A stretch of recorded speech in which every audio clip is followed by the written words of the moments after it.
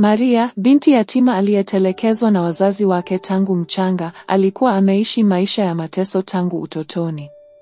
Miaka 18 iliyopita. Asubuhi moja ya mvua ndogo ya manyunyu, gari moshi lilifika kituo cha treni huku watu wakikimbizana na mizigo yao. Ndani ya choo cha wanawake, sauti ya mtoto mchanga ilisikiwa ikilia kwa uchungu. Mwanamke mmoja mzee aliyejulikana kwa jina la Mae, aliyekuwa mama ntilie wa mtaani Buza, alisimama kwa mshangao mbele ya mlango wa choo. Hoo! Mungu wangu! Binadamu wa namna gani anaweza kumwacha mtoto mchanga chooni? Huyu si binadamu. Kwa uchungu na huruma, alifungua mlango na kumkuta mtoto mdogo ametelekezwa, akitetemeka kwa baridi. Alimuinua, akamfunika na kitenge chake, kisha akaelekea ofisi ya kituo hicho cha treni na kutoa taarifa. Tangazo liliwekwa, lakini hakuna aliyejitokeza kumtambua mtoto huyo. Polisi walikuja, wakafanya uchunguzi, na hatimaye baada ya siku 2, Bibi Mae aliomba kulea mtoto huyo. Alimpa jina la Maria. Bibi Mae aliishi Uswahilini kwenye nyumba ya vyumba viwili. Hakuwa na mume wala watoto wa kuishi nao. Alimpenda Maria kama mwanawe wa kumzaa. Ingawa alikuwa maskini na kazi yake ni kuuza chakula, hakuwahi kumfanyia Maria ubaya hata mara moja. Maria alikuwa kwa furaha na upendo wa kweli. Alisoma shule ya chekechea hadi darasa la kwanza kwa juhudi za mama Mae. Lakini maisha hayana huruma, kwani baada ya miaka 5 ya malezi, Bibi Mae alianza kuugua. Katika kitanda cha hospitali, akiwa amewekewa dripu, Mae alimshika mkono binti yake mkubwa Aisha na kumwambia kwa sauti dhaifu, "Aisha, mwanangu, naomba uniahidi nikitangulia, umlee Maria kama mwanao, tafadhali mle kwa ajili yangu." Aisha alijibu kwa machozi, "Usijali mama, nitamlea, nitamtunza kama ulivyosema." Maneno hayo yalikuwa ya mwisho kutoka kwa Bibi Mae. Saa moja baadaye, alikata roho. Ilikuwa ni msiba mkubwa. Maria alilia sana akimuita mama yake, "Amka mama. Amka tafadhali." Ingawa alikuwa mdogo kiumri, lakini aliweza kuelewa kuwa mama yake Bibi Mae hatorudi tena. Aisha mcharuko alipiga ukunga kama mwenda wazimu, akishindwa kuamini kilichotokea. Kifo cha mama mlezi kiliacha pengo kubwa kwa Maria, ambaye halijua kuwa Bibi Mae ndiye mama yake wa kumzaa. Kwa Maria, Bibi Mae ndiye alikuwa kila kitu. Baada ya maziko, Aisha aliondoka na Maria hadi maeneo ya Sinza. Huko ndiko alipokuwa akiishi mwanzo kabla ya kuhamia Mbagala. Aisha alionyesha upendo kwa Maria kwa muda mfupi tu, lakini baada ya muda na kusahau majonzi ya msiba wa Bibi Mae, alianza kumtesa Maria. Alimbagua waziwazi, hasa mbele ya watoto wake wawili, Sofia na Amina. Sofia alikuwa na miaka 11 huku Amina akiwa na miaka 2. Wote walikuwa wapenzi wakubwa kwa mama yao Aisha na baba yao, Maiko, ambaye hakuwa na sauti mbele ya mkewe. Alionekana ni mume wa ndio bibi, hata kama moyo wake ulikuwa tofauti. Aisha alimnyima haki ya elimu Maria.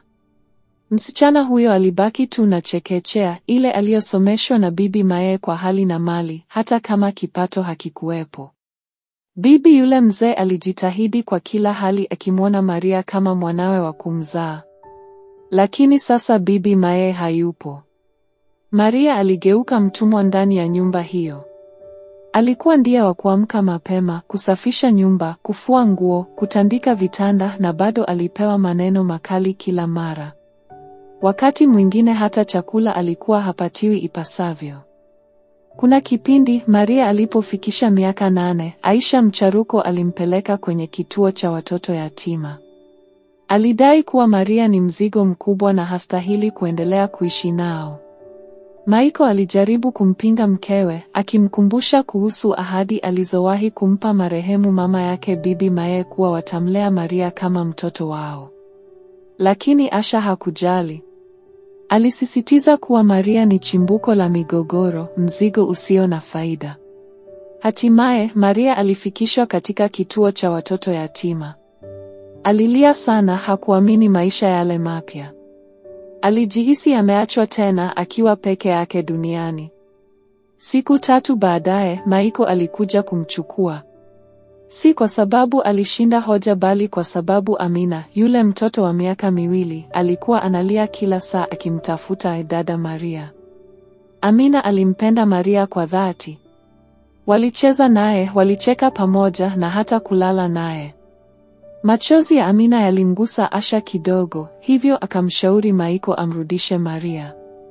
Maria alirudi nyumbani, lakini mateso yalizidi. Mapenzi ya muda mfupi hayakuwepo tena.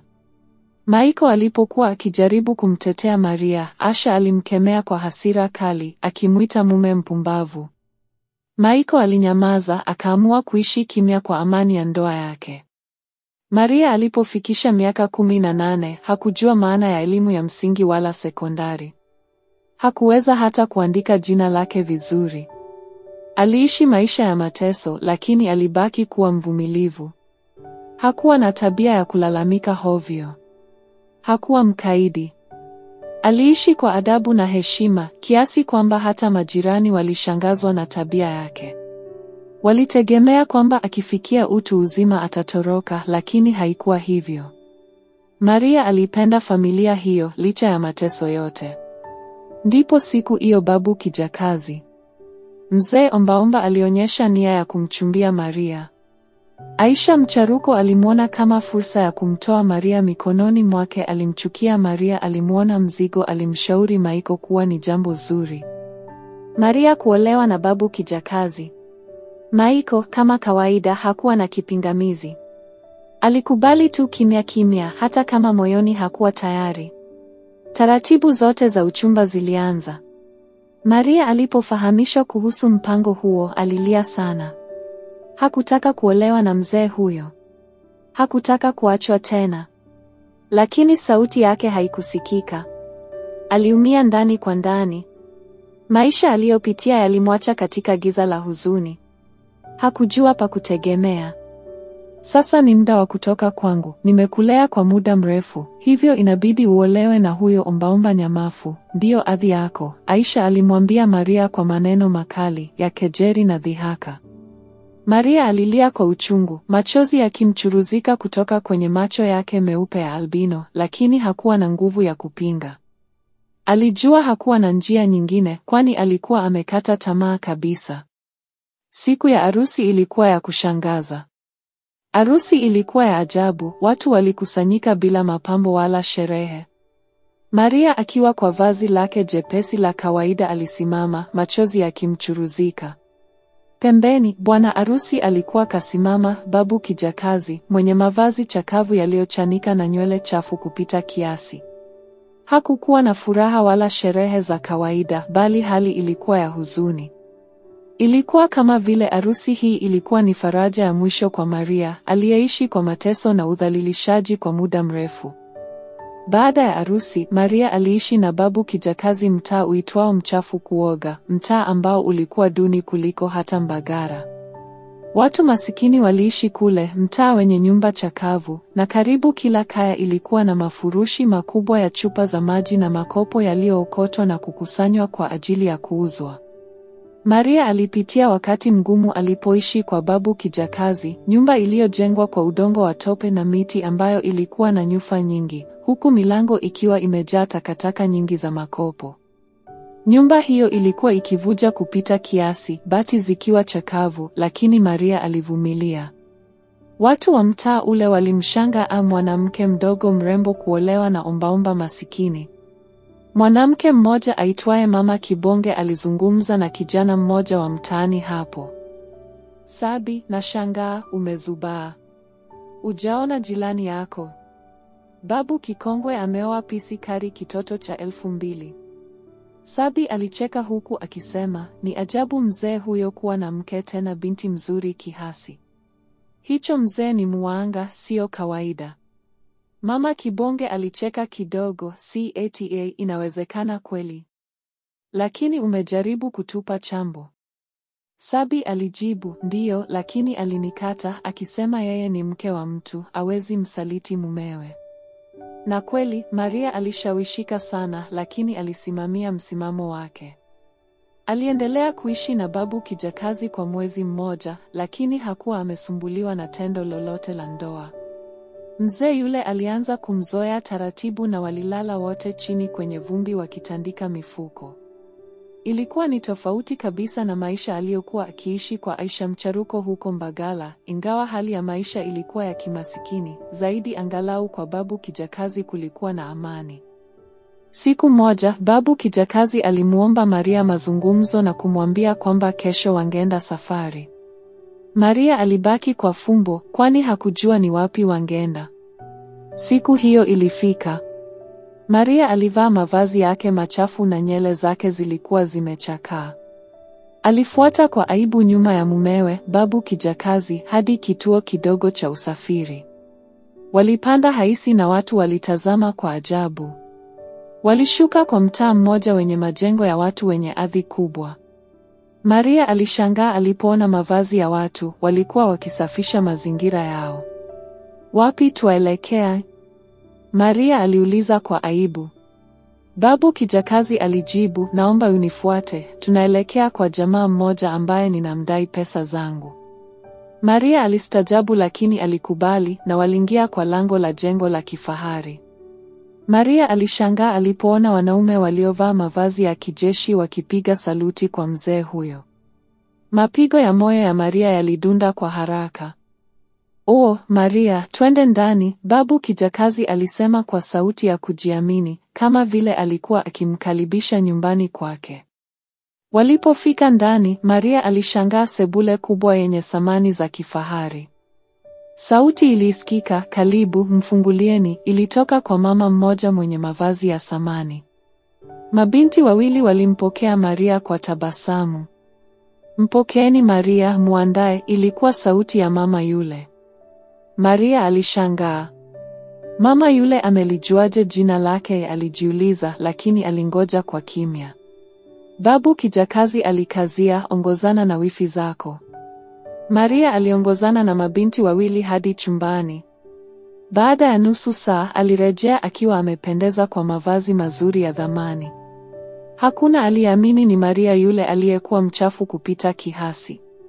Alikuta babu kijakazi akiwa na mavazi mazuri pia, na hapo aligundua kwamba mzee yule alikuwa tajiri. Familia ilikusanyika na Maria alitambulishwa kuwa ni mke wa Emanueli, kijana mzuri, msomi na mwanajeshi mwenye cheo kikubwa serikalini. Maria alihisi kama masikio yake yalikuwa yanamsaliti. Labda sijasikia vizuri, alijiambia huku akitazama kwa jicho la kuiba pembeni. Alimuona kijana mmoja mwenye sura ya kuvutia, mwili wa mazoezi, akisimama kwa heshima.